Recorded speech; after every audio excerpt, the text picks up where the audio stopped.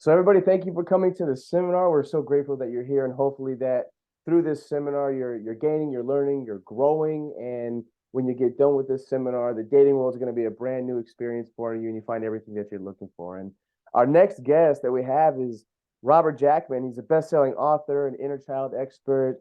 He's on the board of certified psychotherapists and author of the two books, Your Wounded Relationship and Your Lost Inner Child. Did I miss anything in there?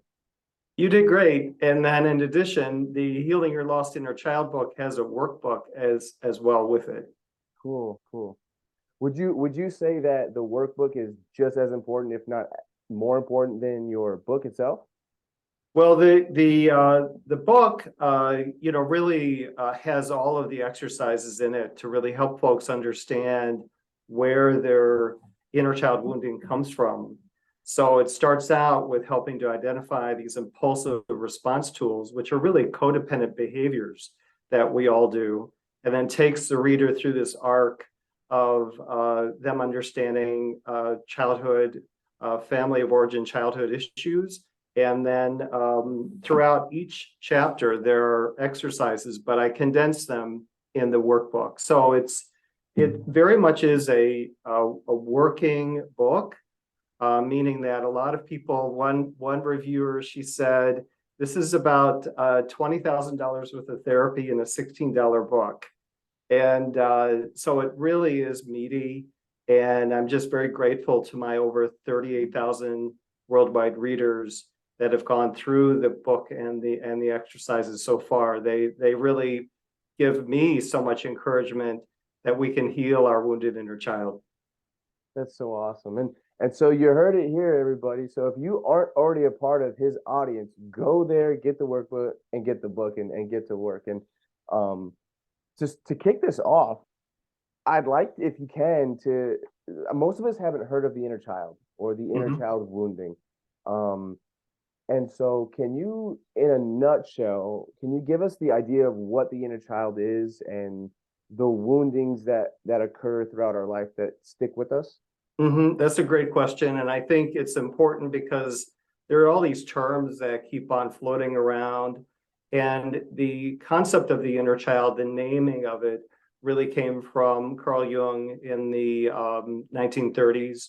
And so he coined that phrase to sort of help us have an identity around this part of us that sometimes gets really stuck in this emotional wounding. And so a quick example would be someone who's growing up and they're always put down, bullied, made fun of. They feel less than, made to feel less than. And so that becomes a wounding that they carry. And it becomes, for many people, it becomes how they look at themselves, how they think about themselves. And so they go into their adult relationships just packing all that wounding away. And then they really replicate all of these same dynamics in their adult relationships. So the idea is that there's an inner child, and then that inner child has wounding connected to it with these unresolved, unhealed issues. So that's kind of the skinny on it. Yeah, in a nutshell. And so when we are a child, when we're young and we're growing up and we're in our adolescent and pre-puberty, pre-puberty, there you go, Right. pre-puberty years, Yeah. the events that happen to us or for us, depending on the language you want to use, would you say that Mhm. those things become part of our personality or just something that we're carrying along with our personality? They become a part of what was called a false narrative that we carry. So they become part of this story that we tell ourselves that, okay, well, everybody's putting me down, or everybody thinks I'm a loser, so I'm a loser. So we start to think that, okay, this is who we are, but that's how it is coined. It's a false narrative that we carry, because of course that person isn't a loser. That's what's been projected onto them, and then they've taken that on, and that's the wounded part of them that they then carry forward. So they have Mm. healed parts and wounded parts. And I think that any one of your viewers and listeners can identify maybe something inside of them, this sort of a falsehood that they may carry, that they know isn't really them, but it feels like it's part of them. It's just something they've carried forward. Well, that really can be healed. So anything that is apart from the authentic self is really our wounding that can be healed.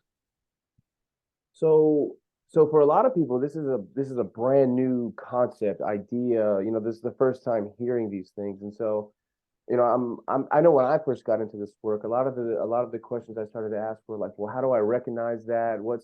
How do I Mm-hmm. separate the me from the narrative, the me from the story? And what would you say to someone, you know, in the audience right now who's like, man, how would I even start to recognize the difference between who is me and who is not me?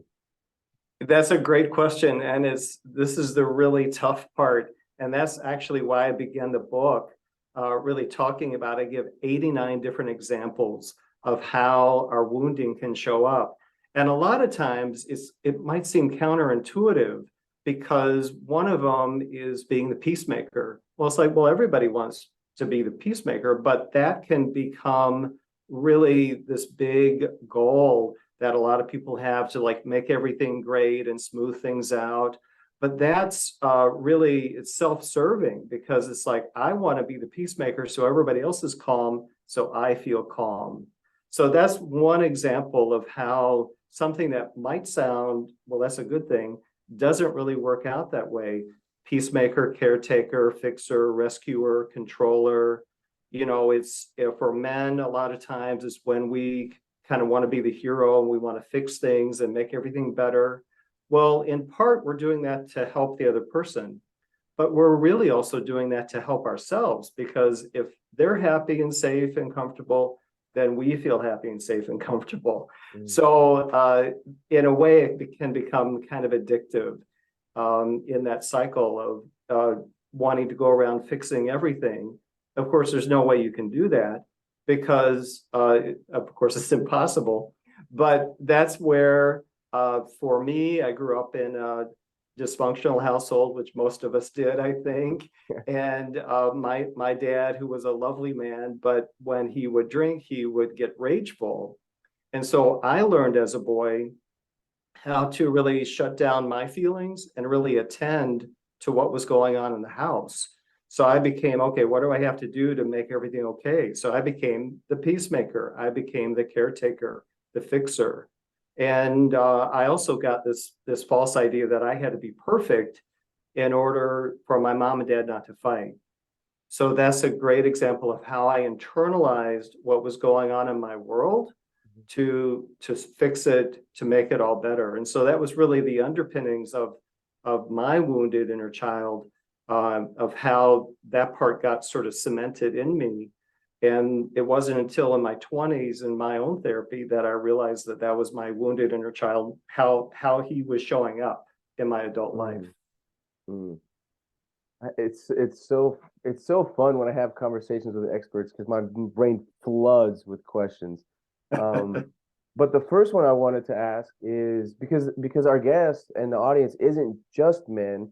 Mhm. Um, so would there be different woundings for men and women, or is there almost a collaborative brokenness that we all can bump into life and carry with us? Or do you see that there's differences between men and women?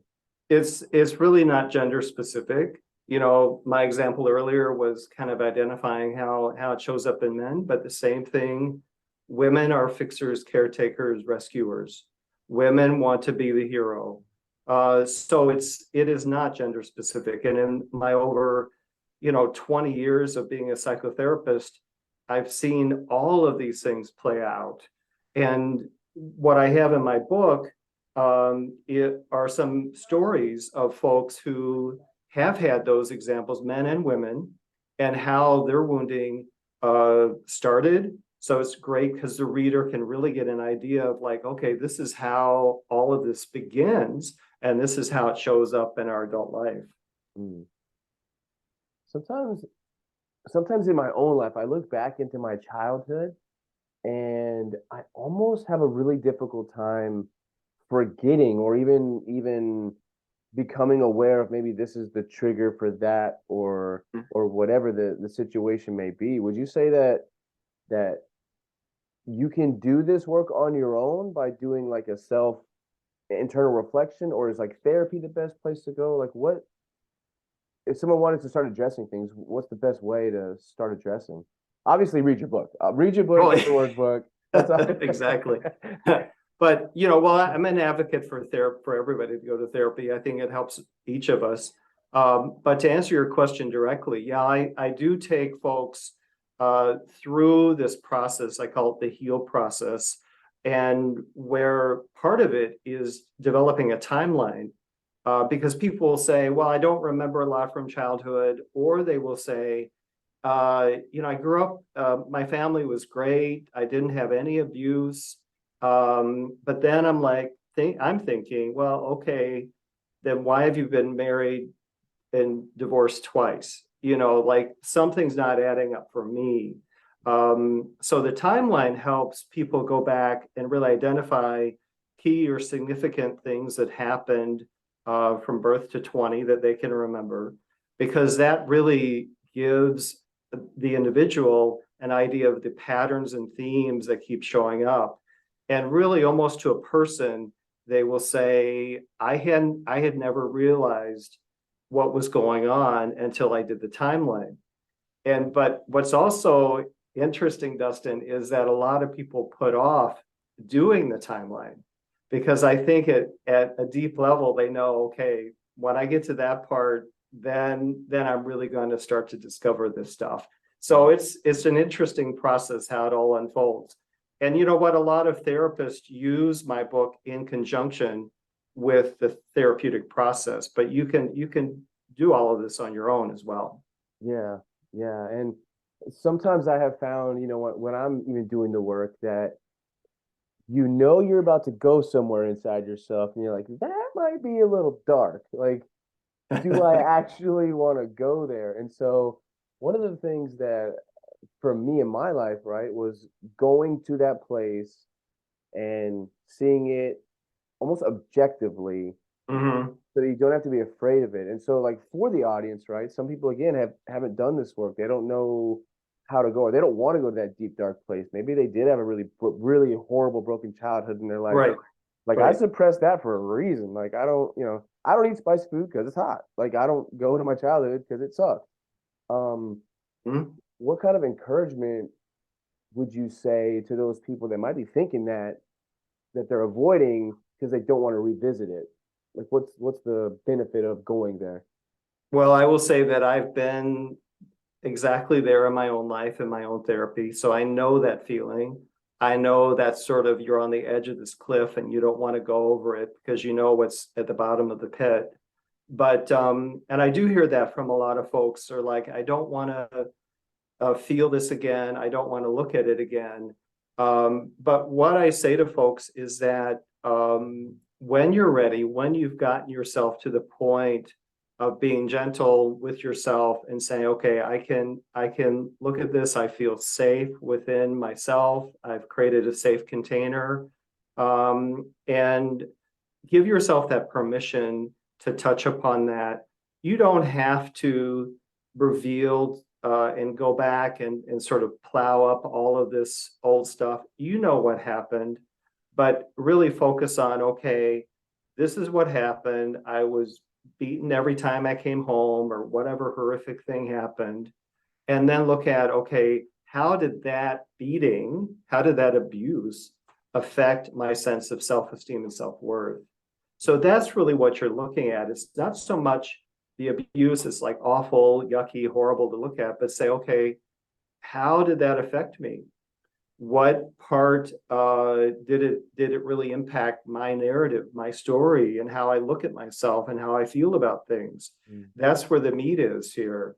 So if it's like, yeah, every time I got beaten, I felt awful and I felt uh, bad. And so I never feel like I can go and approach anyone for a date, let's say, or even I can't go out and look people in the eye.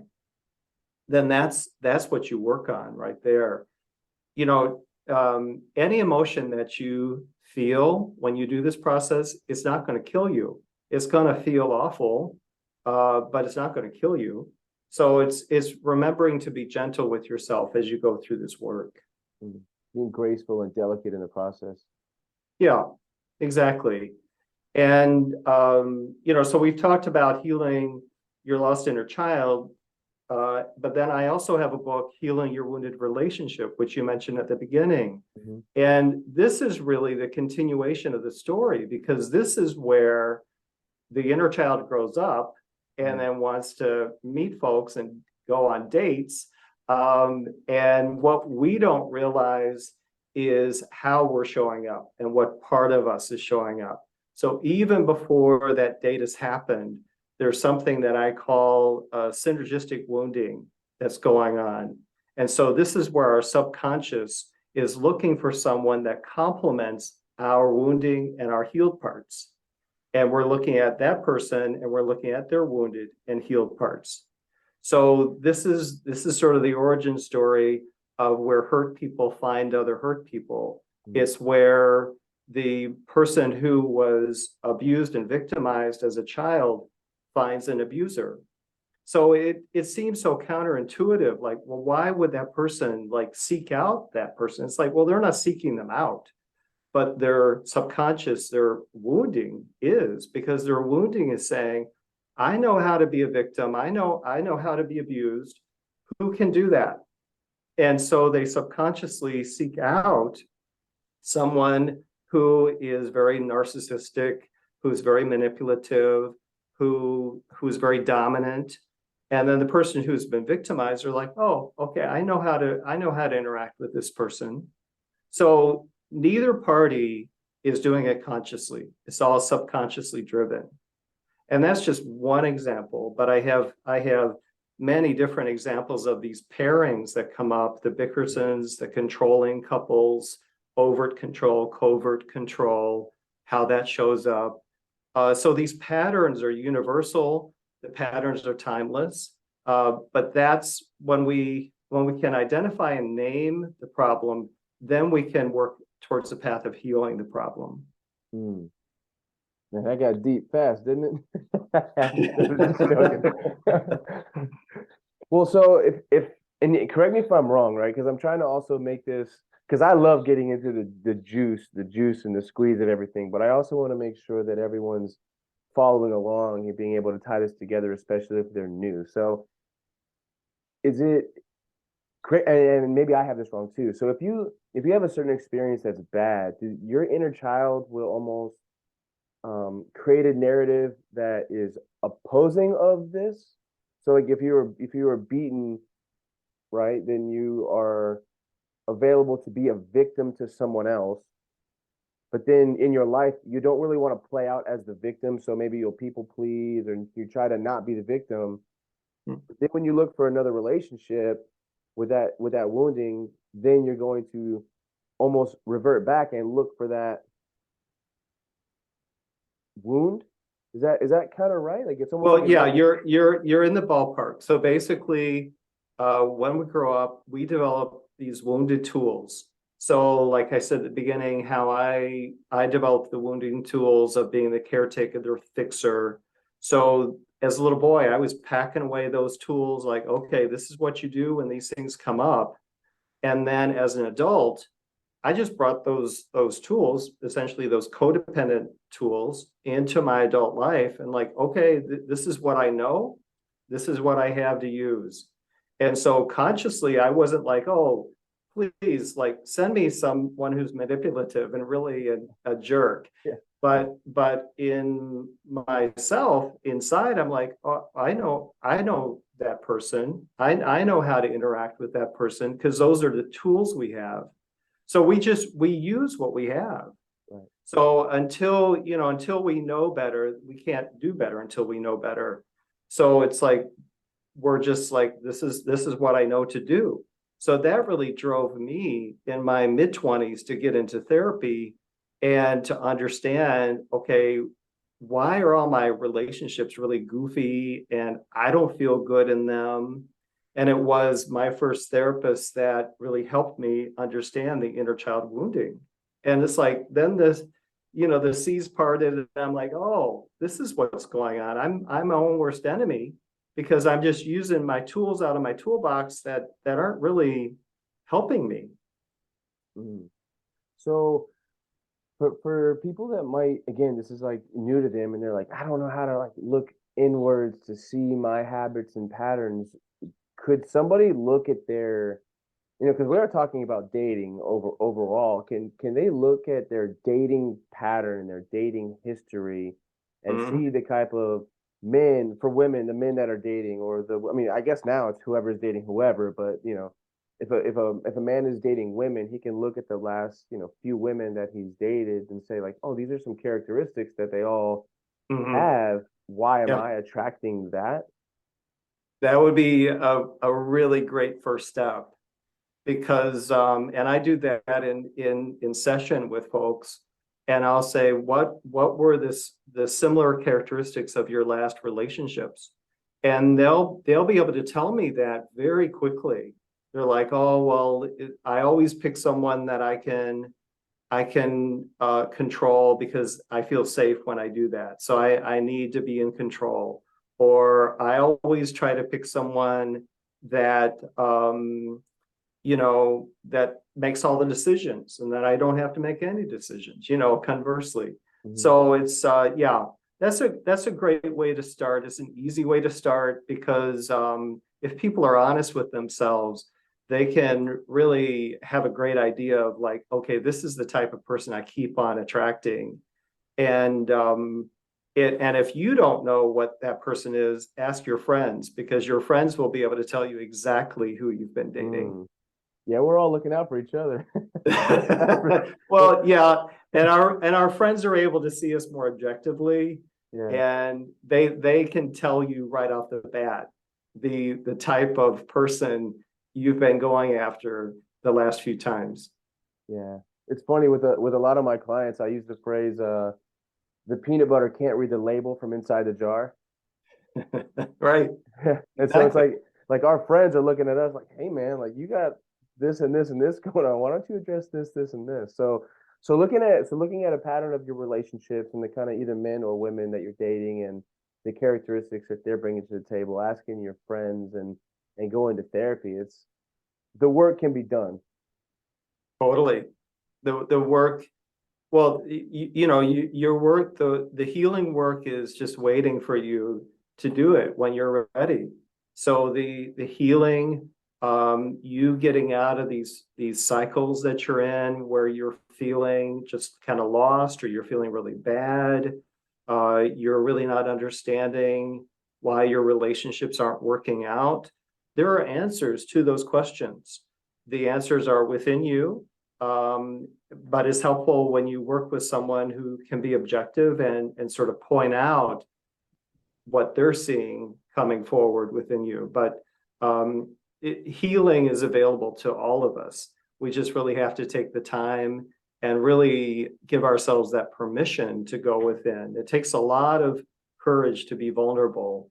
And that's really what this process is about. Yeah. Being vulnerable and opening up. Exactly.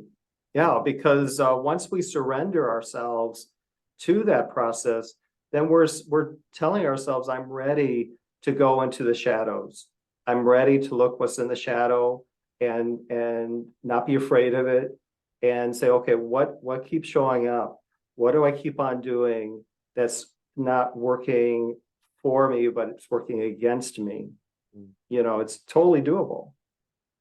So, and I keep thinking about dating because the summit is about dating. And, when someone starts to do the work and they start to heal the inner child, they go from attracting this certain kind of partner. So then Mhm. then once you've healed that, what does that look like on the other end? What kind of people do you start attracting so that if you're not attracting the counterpolar characteristic of your wound, then Mhm. what happens? Like what's the encouragement for that? That's a great question. What you're attracting, hopefully, is another healed person. So what you're attracting is the best of you is attracting essentially the best of them.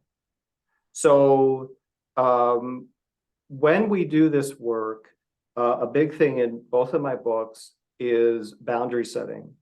So it's learning how to set internal boundaries within ourselves and external boundaries with others. That really is the key that's going to change all of this. Because when we are honest with ourselves and we set a boundary and we say, this is who I need in my life, this is the type of person, so essentially developing a list of needs.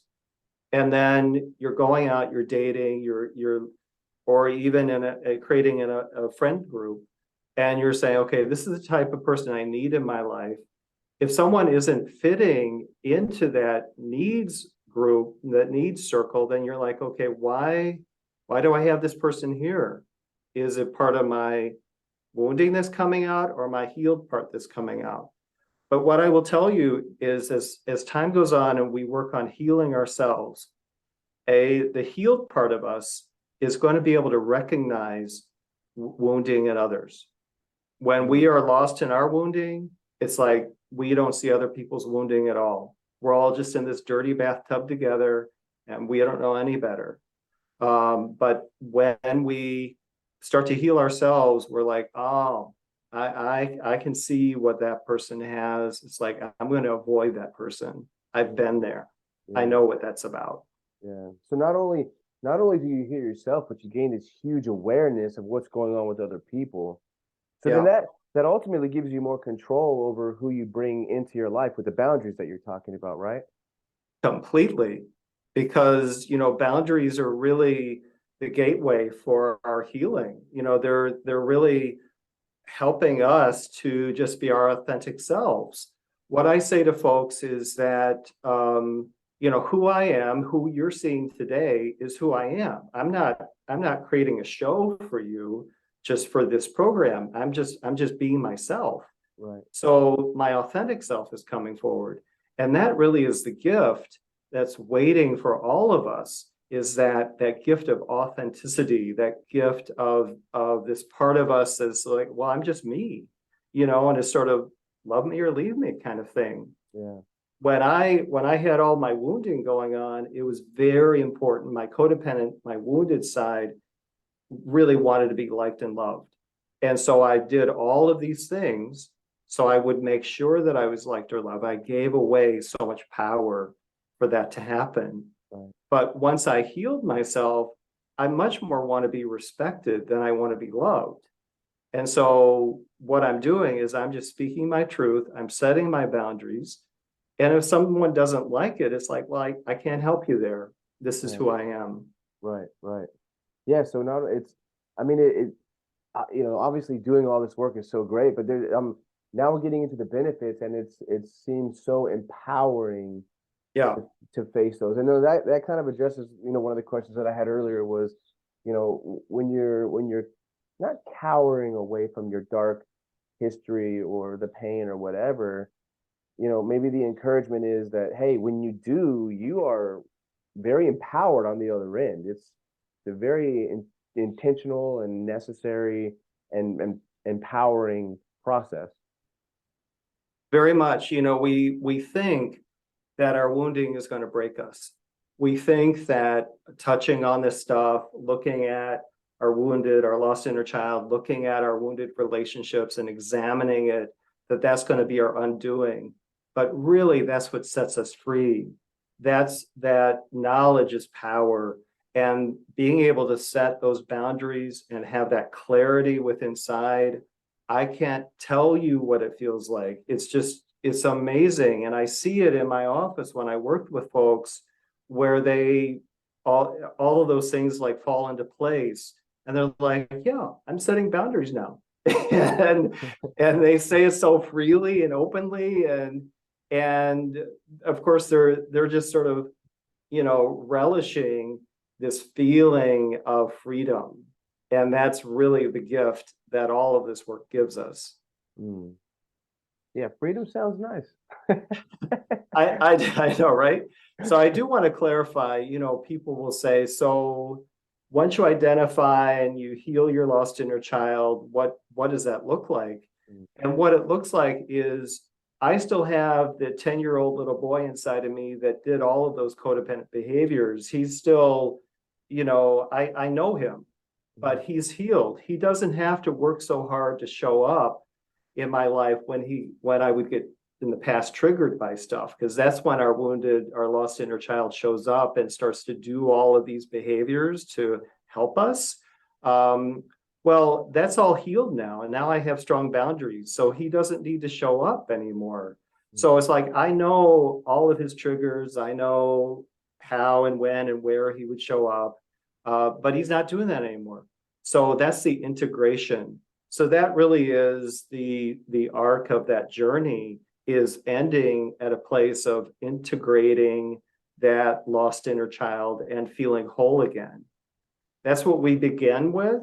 And then along the way, all this brokenness, as you refer to it, happened. All this wounding happened. They're like heavy, wet blankets that were on top of us. It's about healing that, shedding all of that. And so we're really just kind of coming back full circle to ourselves. Yeah. To tie it back into dating, what would you say is the ultimate value in doing this work? Because again, this is new to people. This is like a new concept. Most people are like, I need to get my social media going, or my dating app profile, which we have those guests too, and those are more lighthearted and fun. But this is the true, once you get past, meeting somebody online or seeing someone in the street, then you're like having conversations and you're learning about each other's life and the qualities and the value that you're bringing in. Or do you want to merge with this other person's life? So what does it look like on the other side of that for people, men and women? Well, for anyone who's dating, I really encourage them to recognize, to look at the red flags that may be coming up in the dating process. And I talk a lot about the red flags in this book. So when we have healed big parts of ourselves, we're able to recognize the red flags. So the red flags are, people who are not responsive, people who are not respectful, people who say things that are kind of goofy. It's really about trusting your gut reaction. So if you're in a conversation or you're on a date, you're whatever, and like, well, that was weird, make a note of that, because that gut reaction is actually your internal boundary system that's kind of going off and sending you alarms like, this is weird, pay attention to it. The wounded part of us, the codependent part, will often want to make excuses for those red flags, like, oh, well, he's had a bad day, or she's been upset with her family, or whatever. So we make up a story to sort of pave over that red flag. But that's probably the most important thing that folks need to do in the dating process, is pay attention to that. And they're like, well, I saw this red flag, it came up, what do I do? And I'm like, well, just bring it up and say, the other day we were out and you said this to me and that kind of landed on me kind of funny.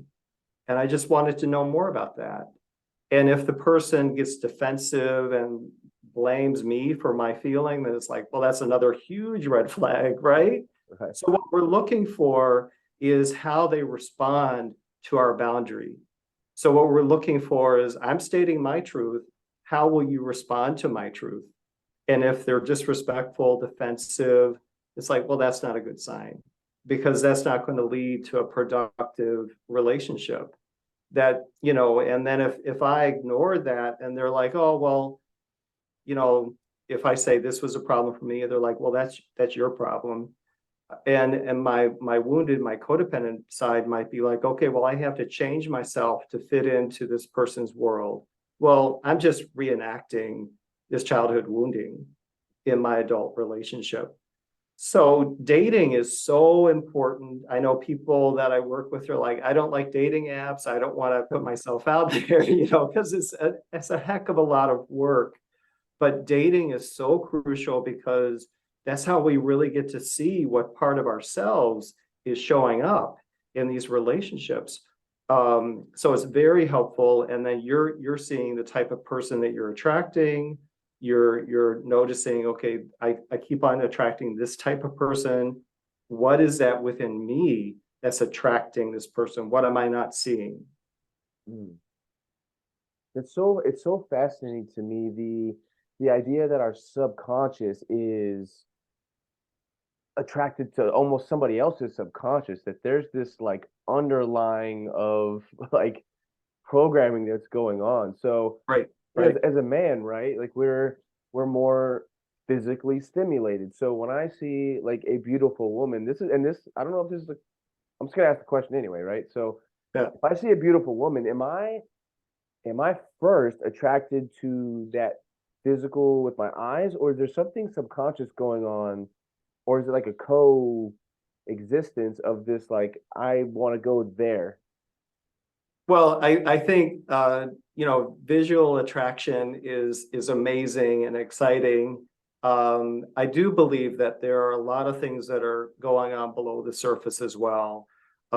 Because you have the physical attraction, so you're seeing this beautiful woman, you go up, you start talking with her, and then you're noticing all these subtle things that are happening. So your incredible computer brain is analyzing all of this data at once, right? And so you're picking up all these clues that she's giving you, is how she looks at you, how she holds her head, how she answers your question, the tone of her voice. So you're analyzing all of this data in just milliseconds, and you're taking it all in and you're gathering this information. I use an example in my office where I will drop a pen on the floor, and I'll say, so if I was interested in someone and I was a narcissistic jerk, I'm dropping a pen on the floor. I'm gonna see if that person reaches down and picks it up and almost apologizes for me dropping the pen on the floor, right? Mm. So narcissists, people who are very manipulative, they look for people who will be submissive, that they can dominate. So they have all of these tests that they put people through. And so someone who I'm working with, who we're working on healing that sort of victimhood that they walk with and setting strong boundaries, that's one of the things I really help them recognize, how much they've given their power away to manipulators in the past. Yeah, wow, it's so incredible. So I'm gonna try to like ask a question from the female perspective. I don't want to leave anybody out, so I have to try to like turn the coin, right? So we understand that for a man, right? If you're looking at a woman, it's almost like the duck with the feet in the water. Like subconsciously, Mm-hmm. the feet are doing all kinds of things that we can't see. We just see the Mm-hmm. duck. So from inversely from a woman's perspective, um, if she's getting approached, is there things that they can see almost immediately, like, or how do they pay attention? Totally. Do they pay attention like how they're triggered by that person? Is that like how that would work inversely for the woman? Well, you know, there are some stereotypes exist for a reason. So men do things, women do things, but women are really using that same sort of evaluation that men are using. So women are paying attention a lot of times more to how a guy approaches them, if the guy is respectful, if the guy's polite. So women will pay attention to more relational things, where men get really kind of sidetracked by the visual stimulation, but women will initially pay attention, like, oh, well, he's cute, but how does he talk to me? How does he approach me? How does he stand by me? Is he standing too close? Is he standing too far away?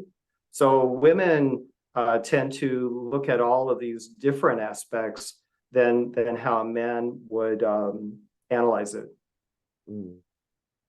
It's funny. We talk about the two different men and women and all the variables that our brain is calculating and measuring. And recognizing and red flagging and green flagging, and there's like so much happening, right? So much is happening. So, it's like it's after the date is when there's a lot to unpack. So after the date is where you're like, okay, how was that? But what I'm always asking folks is, how did you feel with that person? So I focus on the feeling part of it. So if they're like, oh, I felt really comfortable, like I felt I could talk to her all night, or I could talk to him all night, so it's really, I'm helping them focus more on the feeling part of it, and how they felt with that person, if they felt respected by them, if they felt honored, validated, they felt seen by them. So that's the unpacking after the date. That's the post date briefing. Yeah, right. Which we all unconsciously, subconsciously do, right? As soon as Right. we walk away from each other, we're like, how was that? Was I, respectful enough? Did she enjoy this situation? Like, and I don't know what's going on in their mind, but I'm sure it's the same calculating. But then, and that happens very unintentionally, right? Totally. That's just our natural, That's our natural review that we right, do. right. But it's important to really pay attention to what you picked up during that date, or just in that interaction, standing up at a bar, or whatever. It's important to pay attention to what you're walking away with, because if you think about it, people really reveal themselves to us without them really knowing they're revealing themselves. So people will say things, they'll do things, and it's like that has value. So really pay attention to what they've said, the words they've used, and how they've sort of positioned things, and what your feeling was after you're with them. Yeah, it's so fascinating to hear about all this. And because even I had a little bit of an idea of the inner wounding and the inner child, and I've done a little bit of the work, but you don't realize how deep it really goes. So here's a question that I have too, and I know we're kind of getting closer to the end of our conversation. I don't want to take more than an hour of your time, but um, is there a point where your inner child is like totally whole? Or is there always going to be something there? And then is, I mean, it's a two-part question. And then as we're adults, like, can we still get hurt by people even as adults? So is that the same kind of effect, cause and effect as the inner child? Well, essentially, yes. But hopefully, if we've done our work, um, we can now recognize more easily when we're in a situation that's not good for us. So I've had those experiences in my adult life where there's been parts of myself that have shown up in relationships that I'm like, oh, I know what that is. Because each relationship, each friendship relationship is different. So it brings out different parts of us. And I'm the first to admit, I say that I'm a codependent in recovery. So every day I'm working on my codependent part, where I'm trying to set boundaries. I'm trying to recognize what's going on with me. But I've had to reset some things. I've had to state some boundaries with some friends in my life where they weren't treating me that well. And I'm like, this is my experience. And in some of those friendships, I've had to walk away. So it's throughout our life, we have to really honor ourselves, pay attention to our relationships, and look at those relationships that maybe aren't working out for us anymore. Maybe they're more of a relationship from our 20s than our 50s, or what have you. Some relationships, friendships last a lifetime, and some just last a season. Right. And all hold value for different reasons and seasons and purposes for sure. Right, right. A question that came up is do is it ever too late to start the work? Are you ever beyond repair? I don't think so. I mean, I'm working with a gentleman right now who's in his 70s, and he's absolutely fascinated by this work.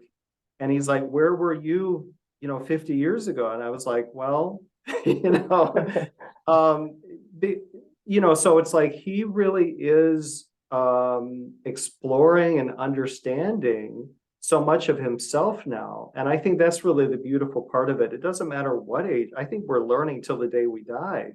Yeah. So it doesn't matter. People will say, oh, I'm too old to do that or whatever. It's like, well, that's kind of goofy because, if you have that one day of having that emotional freedom, isn't that work all worth it? So it just is, I think, a beautiful part of life of where we can honor ourselves in doing the healing work and really come out the other side feeling whole, authentic, and free. Mm, I love that. I really do love that a lot. I love everything that you're saying because I think it's so beneficial to people, especially hearing and understanding the value of going back and repairing. And and again, because I'm a man, I think obviously I think like a man, right? But I also have worked with men, and I understand that we've been taught to suppress and ignore and forge forward and forge ahead and don't necessarily be vulnerable, don't cry, like that thing, right? And I also am finding this is just my own perspective, but in the dating world, I think more men hurt people, maybe just in the world in general, because we don't know how to manage our own stuff. So we can be more hurtful because we've been hurt without healing. Well, I think that's true, but there are men and women are hurting all over the world. They're in emotional pain.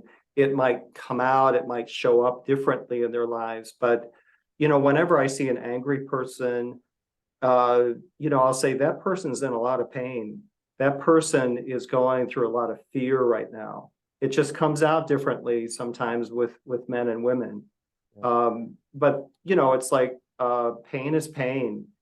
So it's about really helping ourselves understand, okay, why am I feeling this way? You mentioned about boys and men. As boys, most of us got very confusing messages about emotions and emotional expression.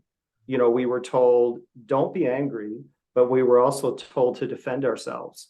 So it's like, okay, what do I do with all this? So there are these mixed messages we received. Thankfully, boys today are getting more messages about it's okay to have feelings and to express feelings, and they're being shown, that behavior is being modeled for them. But you're right. I think that a lot of men walk around and they'll come and see me, and they'll have all these very normal feelings, but they think that something's wrong with them because they're having those feelings.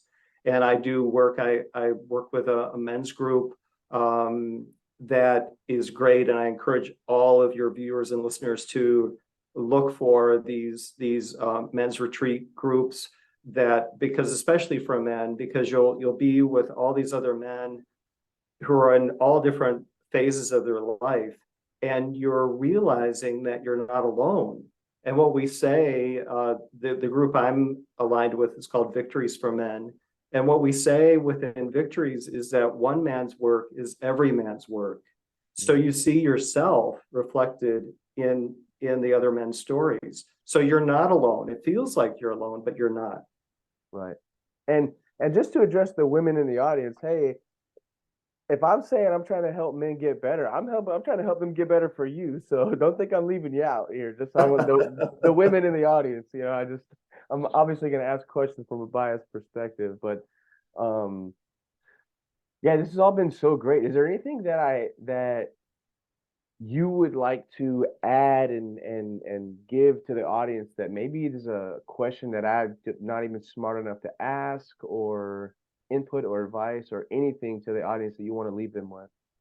Well, I would just like to leave with everybody to trust yourself, to know that whatever you've been carrying around that's been heavy inside of you, that's something that you can heal, that you can move through and move on from, that you don't have to suffer in silence with this stuff. There are plenty of resources There are, books, therapies to really help yourself. I mentioned the men's group. There are also women's groups out there as well.